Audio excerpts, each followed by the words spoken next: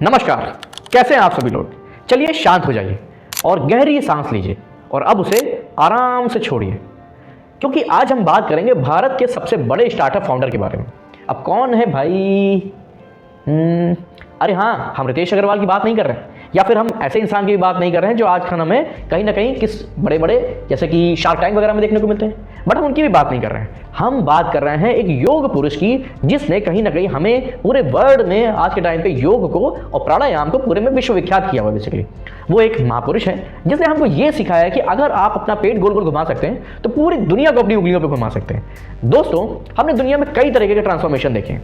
Caterpillar को तितली में बदलते देखा, कोयले से हीरा में कन्वर्शन देखा, लेकिन योगा टीचर से हजारों करोड़ का बाबा बनते सिर्फ अपने भारत देश में ही देखा जा सकता है। जी हाँ, आपने सही पकड़ा एकदम। आप अगर जो भी सोच रहे हैं एकदम सही पकड़े हैं। तो मैं बात कर रहा हूं बाबा रामदेव की, सॉरी स्वामी रामदेव की। अरे एक बार फिर से सॉरी, वो है बाबा रामदेव जी। वो एक ऐसे इंसान हैं जिन्होंने हमें यह दिखाया कि अगर आप अपने नाक के दोनों छेदों को कंट्रोल कर सकते हैं तो आप देश के एफएमसीजी मार्केट को भी कंट्रोल कर सकते हैं। बाबा जी के स्टार्टअप की शुरुआत फ्री में लोगों को योग सिखाने से हुई थी। उन्होंने कहा प्राणायाम करो और रोग भगाओ। देश बोला वाह, सरकार भी बोली वाह, और जनता तो हमेशा ही बोलती है वाह वाह वाह। लेकिन फिर उन्होंने अपने योग कार्यक्रम के लिए टिकट लगाना शुरू कर दिए। इसके बाद बाबा जी ने अपना तुरुप का इक्का फेंका और इसी के साथ देखा कि योगा मैट के बगल में टूथपेस्ट आ गया। फिर टूथपेस्ट के बगल में नूडल्स आ गए और नूडल्स के बगल में अच्छी सी महंगी महंगी दवाइयां भी आ गई, और अंत में दवाइयों के बगल में दावे आ गए, और वो भी इतने बड़े बड़े कि एलोपैथी भी उसके सामने अंतिम सांसें लेने लग जाए।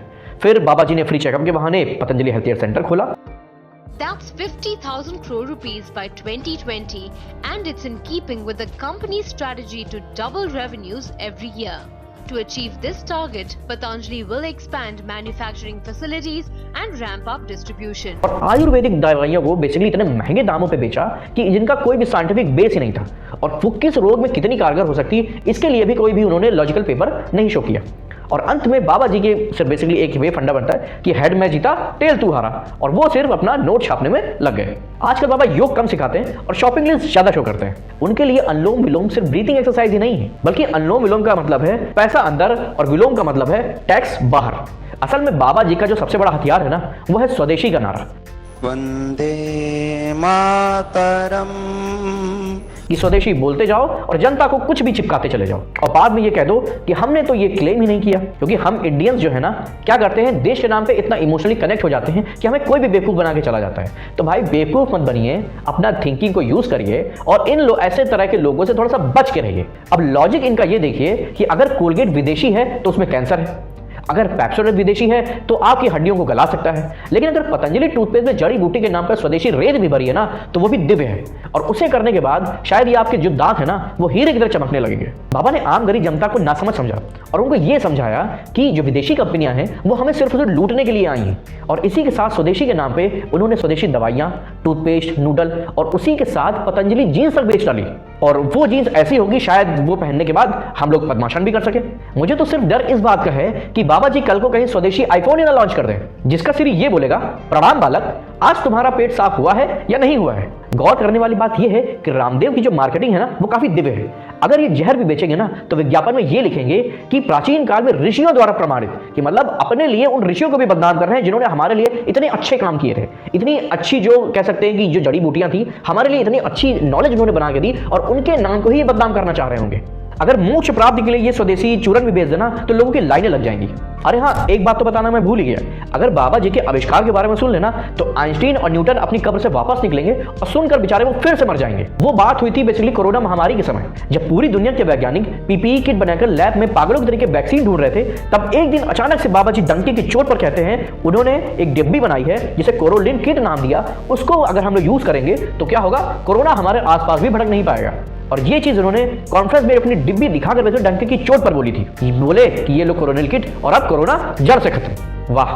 कोरोना के संदर्भ में रेंडमाइज ब्लाइंड क्लिनिकल ट्रायल किया। 7 दिन में 100 के 100% पेशेंट नेगेटिव हो गए। वैज्ञानिक पूछने लगे कि भाई डेटा कहां है, ट्रायल कब रन कर लिया। बट बाबा जी ने क्या बोला, स्वदेशी के नाम पर चिपका दिया और धड़ाधड़ लोगों ने इसे खरीदा। बाबा जी बोले अरे डेटा क्या होता है, हमने इसे गिलोय और तुलसी से बनाया है, बाकी तुम अपनी श्रद्धा अनुसार देख लो।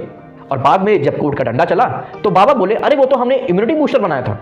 मतलब अगर आपको कोई गोली लगी है तो बाबा जी कहेंगे च्यवनप्राश खा लो और बुलेट अपने आप पसीने की तरह बाहर निकल जाएगी। भाई वाह, क्या कॉन्फिडेंस है। बाबा जी झूठ पर झूठ बोलने में पीछे नहीं हटते। अगर इतना कॉन्फिडेंस बाय गॉड अगर मुझे मिला होता तो मैं नासा का कहीं हेड बन के बैठा होता, आज इस तरह वीडियो ना बना रहा होता। वैसे बाबा रामदेव जो है ना, इन्हें मॉडर्न मेडिसिन से भी काफी चल। वो कहते हैं कि allopathic is just a stupid science. But भाई हमारे वैज्ञानिक तो बेवकूफ़ है ना, जो इतनी मेहनत करते हैं और हमारे लिए मेडिसिन और वैक्सीन वगैरह तैयार करते हैं। बट बाबा जी आते हैं स्वदेशी के नाम पे कुछ भी चिपका के चले जाते हैं। कल को अगर एक पैकेट में स्वदेशी के नाम पे गोबर भी पकड़ा दे तो भी लोग कहीं ना कहीं उसे आराम से खा लेंगे। अब बताओ, डॉक्टर हमारे बेचारे आधी जिंदगी पढ़ाई में निकाल देते हैं, उसके बाद बेचारों की शादी नहीं हो पाती है, और बाबा सुबह सुबह टीवी पर आकर कहते हैं ये डॉक्टर से तुमको डरा रहे हैं, कपाल भाती करो, बीपी अपने आप गायब। हाँ मैं मानता हूँ जो प्राणायाम है, हमारे पुराने जो इंजेक्शंस वगैरह हैं उन्होंने ये चीज़ें दी। हमारे जो ऋषि मुनि थे उन्होंने इन चीज़ों को हमारे लिए बना के रखा। जो प्रॉपर जो बुक्स बनाए गए, जो वेद बनाए गए, उन्होंने उसमें ये चीज़ें मेंशन करी। बट कुछ लोग आते हैं हमारे 20वीं सेंचुरी में और उनके नाम पे अपना बिल फाड़ते हैं और क्या करते हैं, अपनी जेब में पैसे डाले और निकल गए। वाह, मजे की बात तो एक और है कि बाबा जी के जब घुटने में दर्द होता है तो या फिर कोई बड़ी समस्या होती है तो वो जड़ी बूटी नहीं रगड़ते हैं, तब वो जाते हैं मॉडर्न अस्पताल में अपना इलाज करवाते हैं और हमसे क्या बोलते हैं कि भाई सिर्फ आप हमारी मेडिसिन लो, स्वदेशी के नाम पे ये पकड़ो और आप कहीं ना कहीं एकदम स्वस्थ हो जाएंगे। वाह बाबा जी वाह। तब वहाँ योग नहीं चलता, तब वहाँ कुछ काम नहीं आता। एलोपैथिक जो दवाइयाँ हैं जिन्हें वो स्टूपिड साइंस बोलते हैं, तब वो इन्हें ही यूज़ करते हैं। मतलब दूसरों के लिए गिलोय का काढ़ा और खुद के लिए स्पेशली डॉक्टर के साथ। वाह भाई वाह, इतना अच्छा अपॉइंटमेंट। और हमारे लिए क्या है, आप बस ये चीज़ें लीजिए, कोरोना किट पकड़िए और कोरोना से लड़ने के लिए चल निकल पड़िए। अभी कुछ समय पहले आपने देखा होगा बाबा रामदेव जी के जो लेफ्ट राइट अपर लोअर जो भी आप समझ लो, कहीं ना कहीं सुप्रीम कोर्ट के चक्कर काट रहे थे। क्यों? क्योंकि उन्होंने भ्रमित करने वाले मिसलीडिंग ऐड बनाए हुए थे। उनका दावा यह था कि पतंजलि हर बीमारी को जड़ से उखाड़ के फेंक सकती है, हर बीमारी, यहां तक कि वो भी जो अभी तक पैदा भी नहीं हुई है। और बाबा जी ये क्लेम कर रहे हैं कि वो कभी आपके पास भटकेगी भी नहीं। वाह। सुप्रीम कोर्ट ने फटकार लगाई और ये बोला कि भाई ये मिसलीडिंग एड्स क्यों दे रहे हो, इनका आधार क्या है। तो बाबा जी ने क्या किया, सुप्रीम कोर्ट में अनुलोम विलोम करना शुरू कर दिया। तब जाके इनको फिर से डांट लगाई गई और बाबा जी सॉरी कहने पर आ गए। दूसरी डांट, बाबा जी माफी मांगने लगे। तीसरी डांट लगी तो बोलने लगी कि मैं पूरी ब्रह्मांड की तरफ से आपसे माफी मांगता हूं। गजब है भाई। मतलब जो इंसान टीवी पर डॉक्टर को चैलेंज करता था, अब वो सॉरी के कीर्तन कर रहा है। उन्होंने इतने सॉरी बोले होंगे कि अब ऐसा लग रहा है कि दिव्य सॉरी अर्घ भी ना लॉन्च कर दे, जिसे पीने के बाद सारी गलतियां ही माफ हो जाएं। और हम क्या करेंगे, बड़े चाव से उसे लेंगे और सुबह एक ढक्कन के साथ गर्म पानी के साथ मिलाएंगे और घटाघट पीते चले जाएंगे और सारी गलतियां हमारी माफ हो जाएंगी। जैसे गंगा में नहाने के बाद हमारे जो कह सकते हो पाप होते हैं वो धुल जाते हैं। अरे अपने अंदर के पाप खत्म करो ना, ऊपर के क्या कर रहे हो। इतिहास गवाह है, बाबा जी एक बड़े स्केच आर्टिस्ट भी है। आपको भले ही याद होगा कि रामलीला मैदान वाला एक वाकया जो हुआ था, जब बाबा जी भ्रष्टाचार के बहाने टीआरपी बढ़ाने में लगे हुए थे और जब पुलिस आई, बल का प्रयोग किया तो बाबा जी काली सलवार पहने और निकल लिए।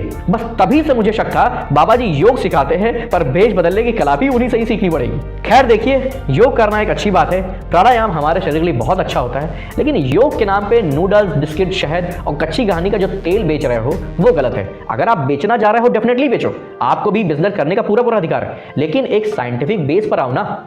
कहीं ना कहीं मिसलीडिंग ऐड करके, चीज़ों को गलत तरीके से शो करके अपनी सिर्फ अगर आप जेब भरना चाहते हो तो कहीं ना कहीं आपको जाके तो जवाब देना ही देना पड़ेगा। और जो लोगों को नुकसान पहुंच रहा है उसकी हाय तो लगेगी वो अलग। एक बात तो साफ है, एक अच्छा सा चोला पहनो और उसके बाद आप कॉर्पोरेट को भी धूल चढ़ा सकते हो।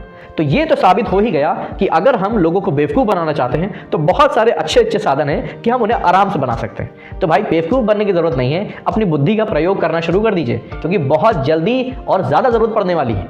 तो अगली बार कभी बाबा किसी चैनल पर पेट घुमाते नजर आ जाए तो समझ लेना वो कोई ना कोई अपनी जो गाड़ी कमाई है उसे रोटेट करना शुरू कर रहे हैं।